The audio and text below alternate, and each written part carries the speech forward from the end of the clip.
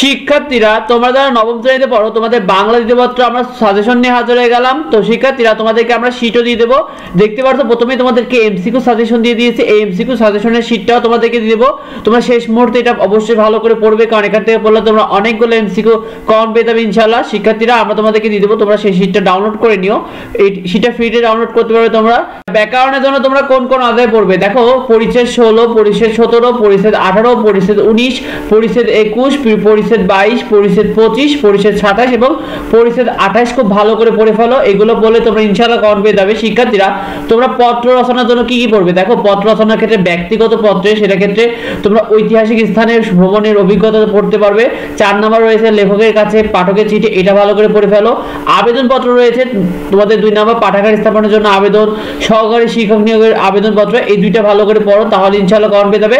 অথবা মানপত্র পড়তে পারো একটি এসএসসি পরীক্ষার্থীদের বিদায়। তবে আবেদনপত্র বা ব্যক্তিগত বলে তোমার পত্র লেখন থেকে কমন পেয়ে যাবে। শিক্ষার্থীরা প্রতিবেদনের জন্য কি কি পড়বে দেখো, প্রতিবেদনের ক্ষেত্রে বিদ্যালয় শহীদ দিবস ও আন্তর্জাতিক মাতৃভাষা দিবস উদযাপন সম্পর্কে যে প্রতিবেদনটা রয়েছে এটা পড়ে ফেলবে, এবং বৃক্ষরোপণের গুরুত্ব বিষয় এটা ভালো করে পড়বে। কারণ জানো প্রতিবেদনে কিন্তু এবার কিন্তু অনুচ্ছেদ আসবে না, প্রতিবেদন আসবে তোমাদেরকে, সুতরাং এই প্রতিবেদন দুটো পড়ে ফেলে ইনশাআল্লাহ কমন পেয়ে যাবে। শিক্ষার্থীরা সারাংশ সারমর্মের জন্য কি পড়বে দেখো, যদি তোমরা সারমর্ম লেখো সেক্ষেত্রে 6 নাম্বারটা ভালো করে পড়বে, ধন্য আশা কুহিকিনি।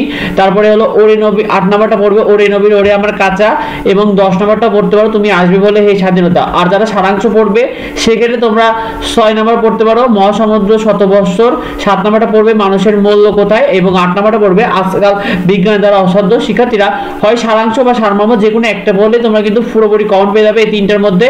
শিক্ষার্থীরা তোমরা ভাব সম্প্রসারণের জন্য কি কি পড়বে দেখো, ভাব সম্প্রসারণের জন্য প্রাণ থাকলে প্রাণী হয় কিন্তু মন থাকলে মানুষ হয় না, এটা পড়বে। বই কিনে কেউ দেউলিয়া হয় না, 10 নম্বর পড়বে বিদ্যার সঙ্গে সম্পর্কহীন জীবন অন্ধ, 12 নম্বরটা পড়বে মেঘ দেখে কেউ করিস না ভয়। এই 4টা ভাব সম্প্রসারণ খুব ভালো করে পড়লে তোমরা ইনশাআল্লাহ কমন পেয়ে যাবে। শিক্ষার্থীরা অনুচ্ছেদ কি কি পড়বে দেখো, বই মেলা রয়েছে, স্বাধীনতা দিবস রয়েছে, সুন্দরবন রয়েছে, কম্পিউটার রয়েছে, এগুলো পড়লেই হবে। আর রচনার জন্য কি কি পড়বে শিক্ষার্থী, রচনার জন্য একটি ঝড়ের রাত, বাংলাদেশের মুক্তিযুদ্ধ, সময়ানুবর্তিতা এবং কৃষিকাজে বিজ্ঞান, এই 4টা রচনা পড়লে তোমরা ইনশাআল্লাহ পরীক্ষায় কমন পেয়ে যাবে। শিক্ষার্থীরা তোমাদের বাংলা দ্বিতীয়পত্র প্রশ্নের নিয়মিত অংশে কিন্তু এবার অনুচ্ছেদ থাকবে 2টার মধ্যে একটা 10 মার্ক, চিঠি থাকবে 2টার মধ্যে একটা 10 মার্ক, সারাংশ বা সারমর্ম থাকবে 2টার মধ্যে একটা 10 মার্ক, ভাব সম্প্রসারণ থাকবে 2টার মধ্যে একটা 10 মার্ক, প্রতিবেদন থাকবে। শিক্ষার্থীরা এটাই কিন্তু তোমাদের আগে অনুচ্ছেদ থাকতে এবার প্রতিবেদন থাকবে, প্রতিবেদন একটা থাকবে 10 মার্ক থাকবে, প্রবন্ধ তো রচনা থাকবে 3টা, তার ভিতরে তোমাকে একটা লিখতে হবে, সেটাতে 20 মার্ক রয়েছে। আর এমসিকিউ তোমাদের 30টা রয়েছে, সেটা সময় থাকবে তোমাদের 30 মিনিট। শিক্ষার্থীরা আমরা তোমাদেরকে শীটও দিয়ে দিচ্ছি, সেগুলো ভালো করে পড়ে ফেলো শেষ মুহূর্তে, আর এগুলো দাগিয়ে তোমাদের বই থেকে পড়ে ফেলো। তো তোমাদের কার কি পরীক্ষা কমেন্টে আমাদেরকে জানাও, আমরা তোমাদেরকে নিয়মিত প্রতিটি সাবজেক্টের সাজেশন নিয়মিত দিয়ে দেবো। সেগুলো পেতে সাবস্ক্রাইব করে রেখো আমাদের চ্যানেলটিকে। দেখা হয় পরবর্তী ভিডিওতে। ধন্যবাদ।